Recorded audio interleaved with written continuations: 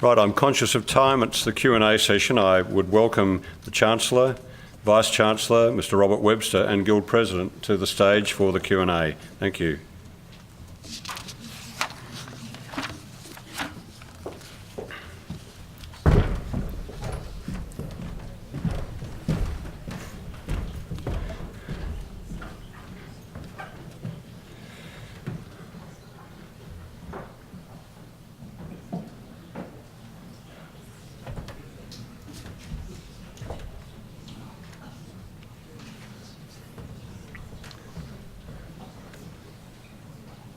I'll just wait until our panel is comfortable and microphones available so you can be heard.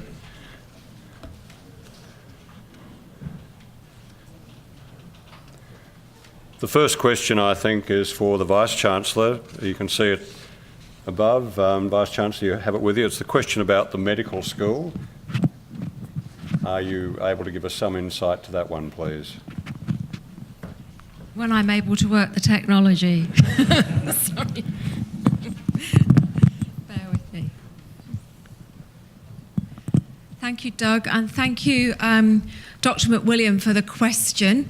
Very happy to answer the question. So it starts by using a term reconstruction, and maybe I'll just say a little bit about the fact that the medical school, which was configured and created in 1956 as the Faculty of Medicine, was actually developed a long time ago in terms of its structures, and 9 schools were part of that faculty. So in 2017, as part of the programme in the University of Transformation where we restructured the faculties, the Faculty of Medicine, Dentistry and Health, along with the other faculties that also looked at their structures, looked at the different clinical disciplines and took account of where the disciplines were heading in the future and reconfigured the current schools that they had that were 9 and they then configured to 7 schools. Of those 7 schools, 1 school is the School of Medicine. So I think that's important context because we have the Faculty of Medicine, Dentistry, Health, and it has all of the allied health professions in there. And then there is a School of Medicine that sits within the faculty. And I think sometimes those things get confused. So I wanted to make that clear. So when we say, has the medical school undergone reconstruction, we talk about the medical school, not the Faculty of Dentistry, Medicine, Health, which has lots of other schools within it. So that's the first point of clarification. In terms of the medical school, no, the medical school hasn't undergone any further reconstruction or change since the 2017 changes that were made to the faculty structure. So the School of Medicine remains as it was. I think the question is probably referring to the fact that there's been some concerns raised around the medical programme that sits within the medical school.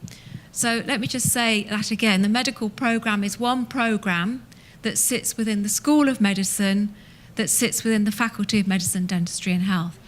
And the medical degree was up for its reaccreditation recently, and I think that's probably somewhere underneath the question. I'm not sure if that's one of the things that comes out of that. And I'd just like to say that the medical programme, the MD programme, has had its reaccreditation extended until the June 2020 deadline, and there'll be another visit by the AMC later this year in October as part of their planned visits, where they'll do a full accreditation visit for the next 5-year accreditation of the medical programme.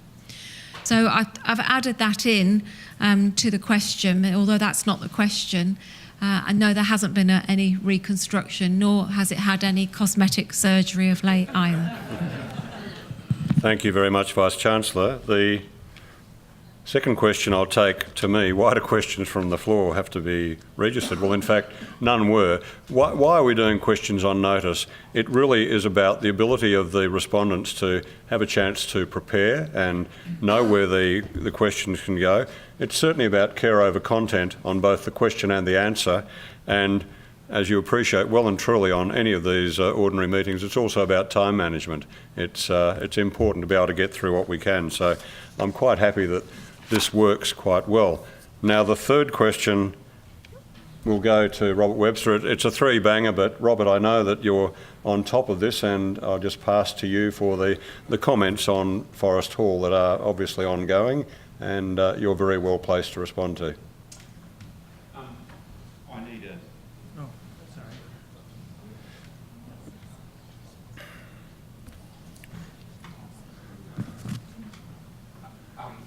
Is this working? No. Hello.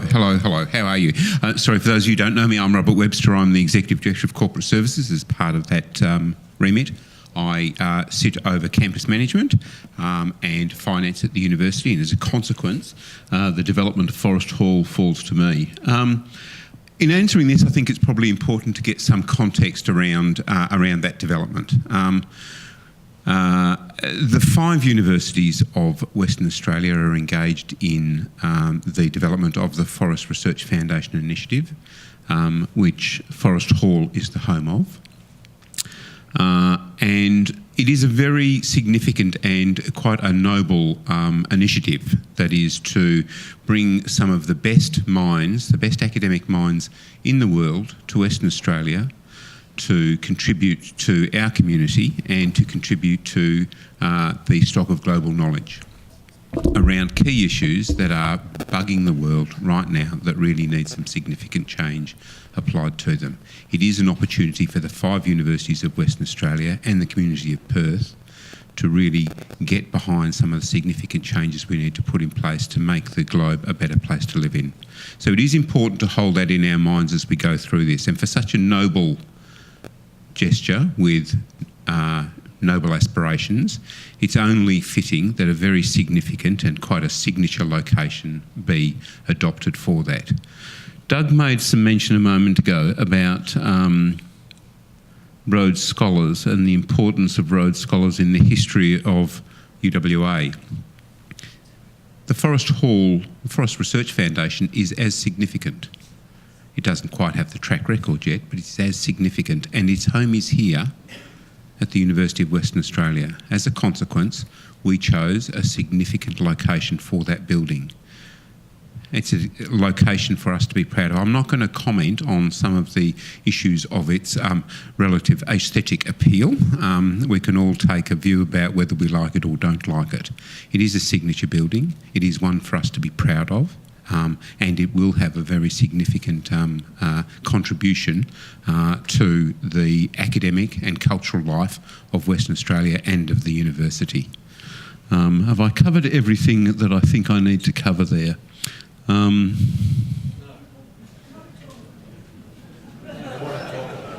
I can perhaps sort of help Robert conclude, because one thing that is on offer is that Convocation has been asked if it will sponsor in terms of bringing together an open day at Forest Hall, where I'm sure the understanding can be enhanced. I'm not saying that that will change people's views on location and whatever, but there will certainly be a lot more information around it. So I'd suggest that you look forward to that. I don't know when it will be at the moment, but I suspect reasonably soon.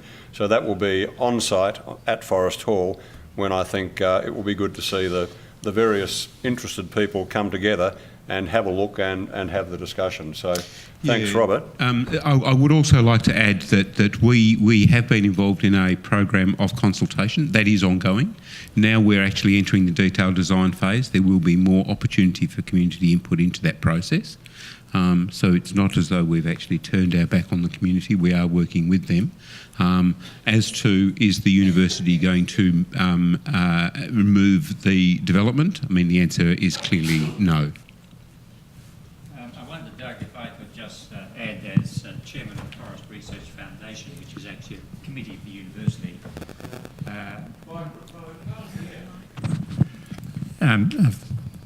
I'm Chairman of the Forest Research Foundation, which is a committee of the university which effectively administers the very significant donation made by the Minderoo Foundation, which is a philanthropic foundation of the Forest family. And it was that foundation which funded the establishment of the first building, which of course preceded my time. as a place to which promising research scholars could be brought as part of a collaborative exercise with all the universities in Western Australia. So those scholars will be residents there, are residents there, and it's also a place to which significant international scholars can come as visiting fellows. And the idea is to develop it as a place of international excellence and renown. Now, that having been established, it was always contemplated that there would be a second tranche donation, which is what is funding the second stage, Forest Hall 2. The purpose of Forest Hall 2, it's mentioned in the Vice-Chancellor's report to Convocation this evening, is to provide short-stay accommodation, to extend the amount of accommodation available for scholars and fellows, and also to provide an income stream to maintain the ongoing operation of Forest Hall 1. So that's the rationale for it, and there is obviously a very substantial university and community benefit deriving from it. Now, I think I'm aware, and I'm sure all members of Senate are aware, of community concerns about the location. That, of course, was something that was effectively established some time ago with the location of Forest Hall 1. And their concerns, which I respect, but at the same time there are overwhelming benefits to be derived from this project. It's to be hoped that there will be design features that can take account of some of those concerns, but they certainly won't be able to meet the concern that says it shouldn't be there, because the decision has been taken by the Senate on the basis of a business case that it is an exercise which it should approve.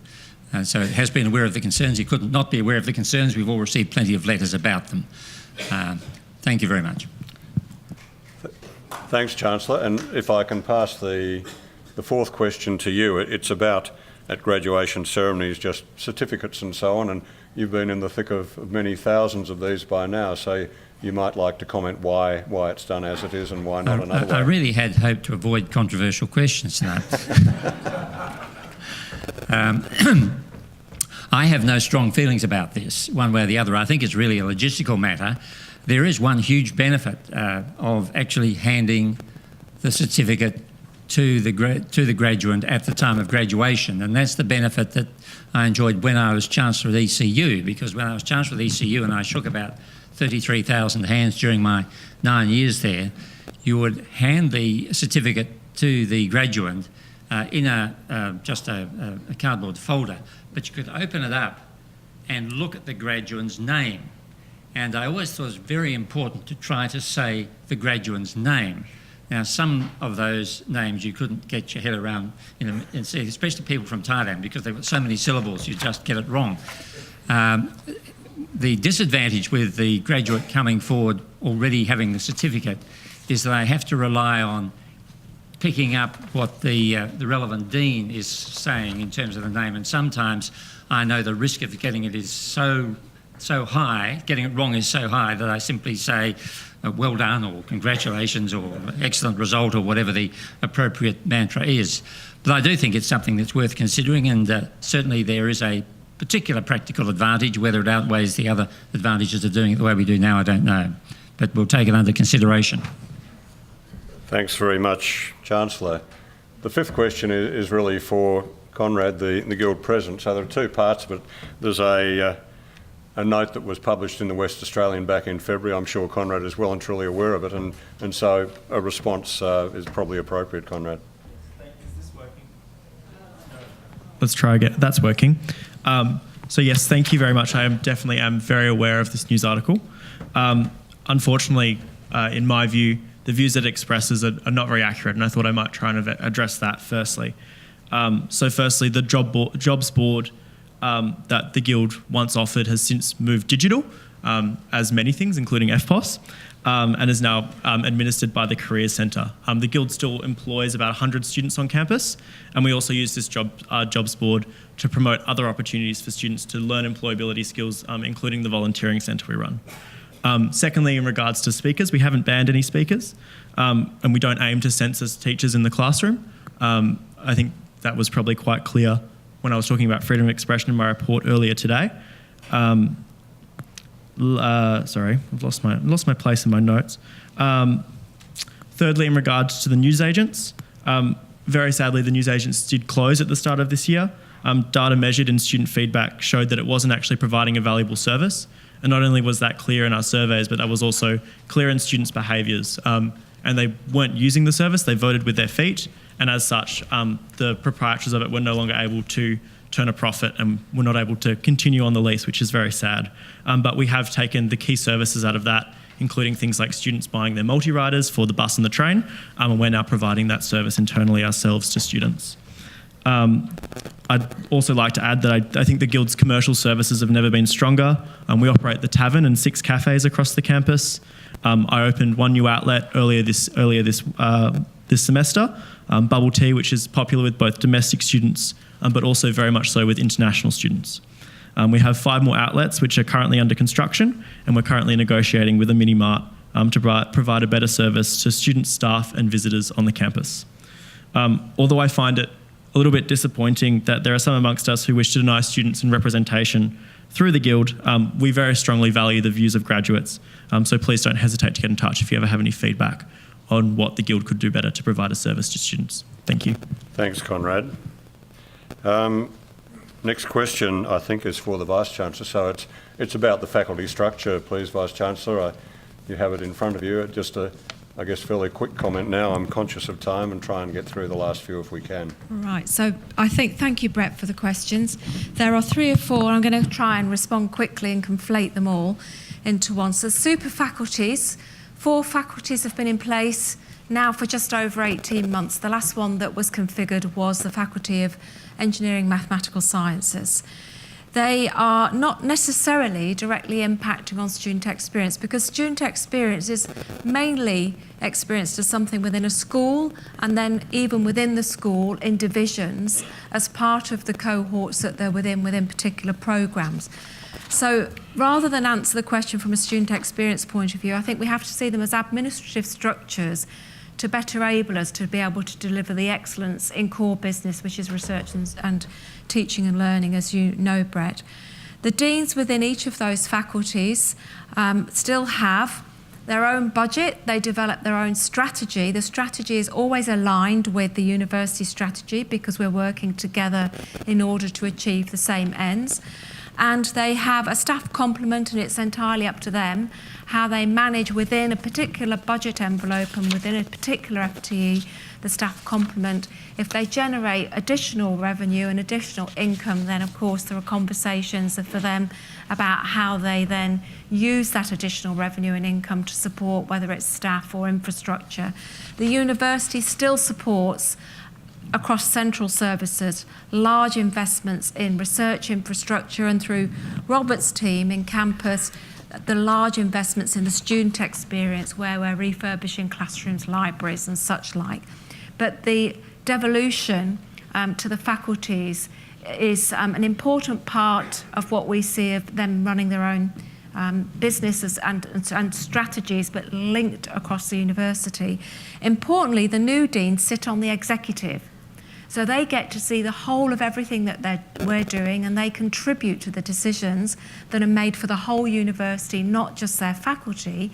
And that's important because sometimes we have to say we need to invest in this for the whole university, and that means that something else drops down the list. But they understand because they're on the executive and see all of that. And how are we coping with government cuts to funding? Well, it's a constantly moving feast, I have to say. You will have seen that this week there was an announcement that further funding is going to be made available for international students to take placements in regions, and there is no additional funding in the federal budget, so that means that that's cuts to the research funding. We knew that was going to come. There's an additional 393 million cut to our research funding.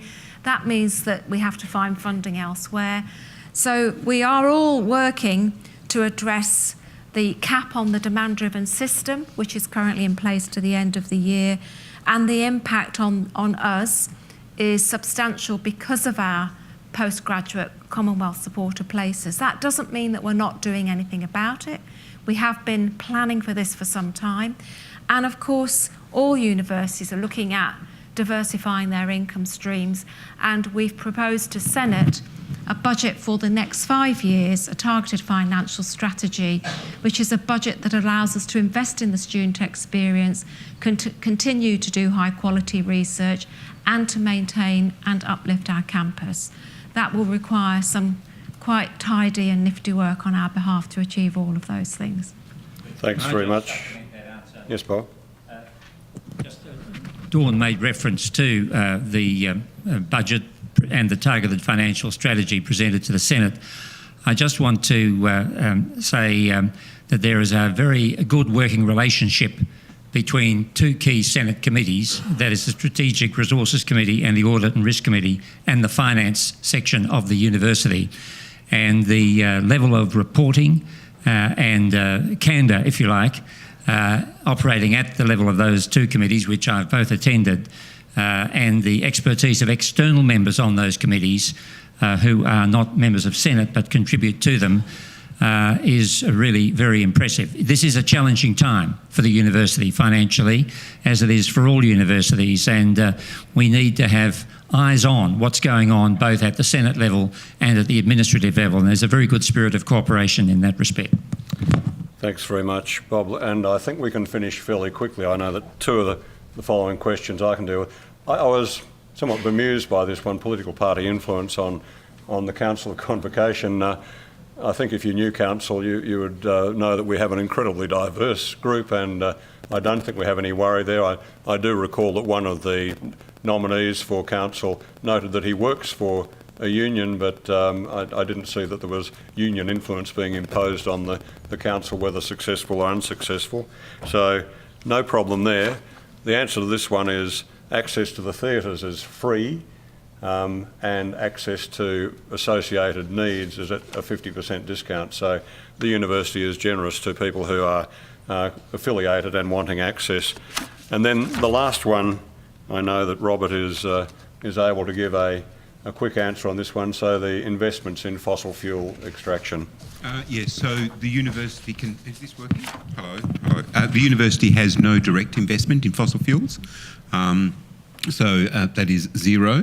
What we do have is, because we don't invest directly in equities or bonds, we actually invest in managed funds, and we have Mercer's as our consultant who assists us with the treasury function of that.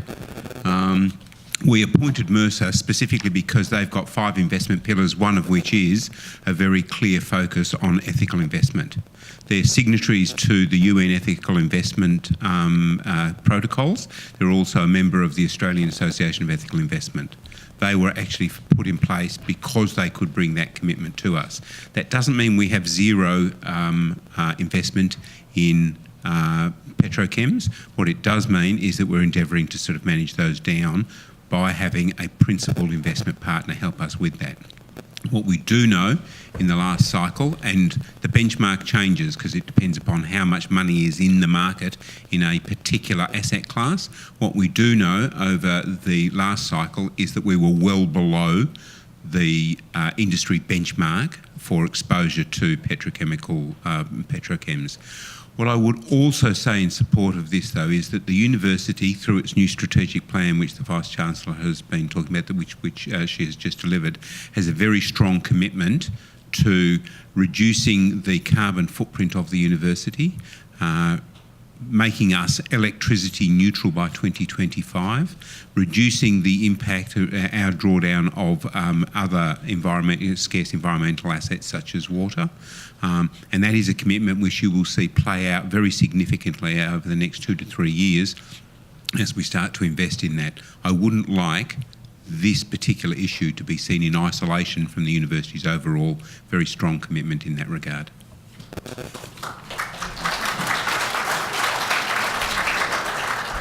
Thanks very much, Robert. And there were no questions registered before. I know you'd like to ask one, but I can see the time, and so I won't take it.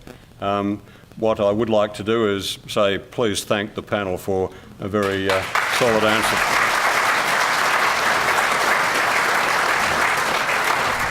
And if you just stay there while I conclude, this marks the conclusion of my second year as warden, and as I begin my third, and I'll state categorically last year as warden, not because I don't enjoy it, but because there are other obligations in my life. It's a great challenge, and I will continue to do it as energetically and as well as I possibly can.